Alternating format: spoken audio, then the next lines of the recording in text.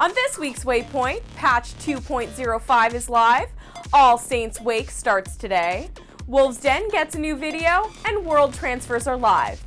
Maybe. They might be. What's up, guys, and welcome to Waypoint, your weekly Final Fantasy XIV recap for October 18th, 2013. I'm your host, Kat Andresco. It's kind of a no-brainer week here as far as picking lead-off topics goes. With patch 2.05 going live earlier this week, everything else just kind of pales in comparison. Not only did this patch implement a ton of bug fixes for both the PC and PS3 versions, but quite a few items were altered a bit to improve the quality of life for a lot of players. Most notably, tombstone drop rates were increased in a number of dungeons, and this change impacted both types of tombstones. This comes as welcome news to just about everyone at level 50 trying to gear up while finishing off their relic weapon quests. Gatherers also received quite a bit of love as their leave quest experience rates were vastly increased to make the professions a bit more enticing and a lot less boring as all hell to level. On the combat side of things, the quest required to reach the second lieutenant rank in your Grand Company was changed from requiring Amdapor Keep and now requires Aurum Vale instead. Been having a hard time spotting your debuffs on an enemy? Well, fret not, as that was also addressed this week.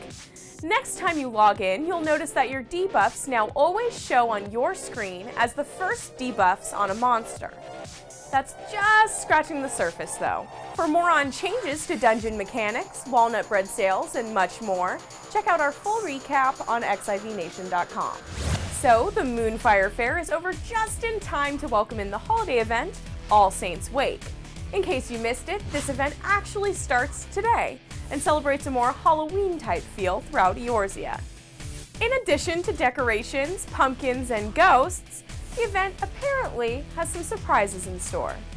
Once in-game, be sure to take in the decorations around all three major cities, as the world takes on a bit of a Nightmare Before Christmas vibe.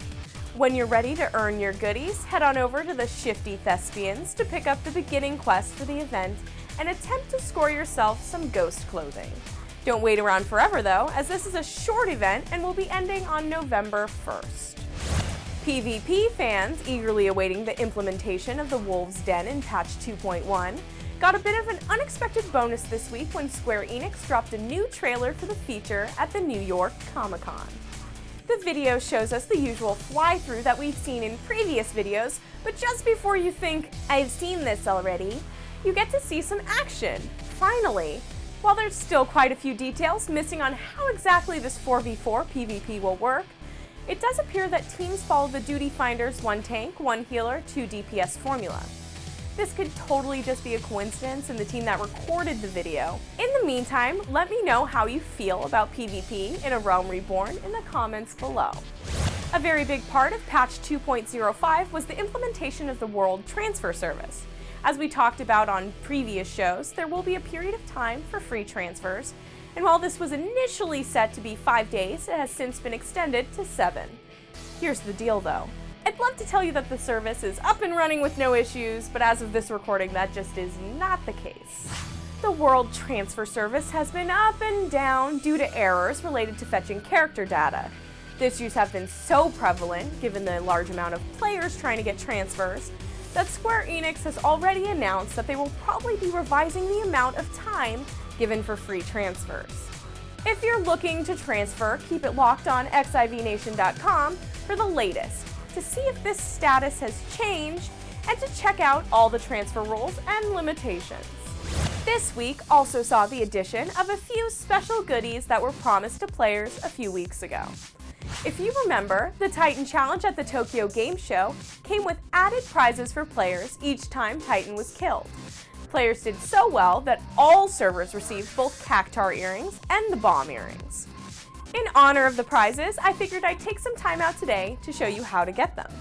Each of the 3 major cities now has an NPC vendor called the Itinerant Moogle that is more than happy to sell each of your characters 1 of each earring.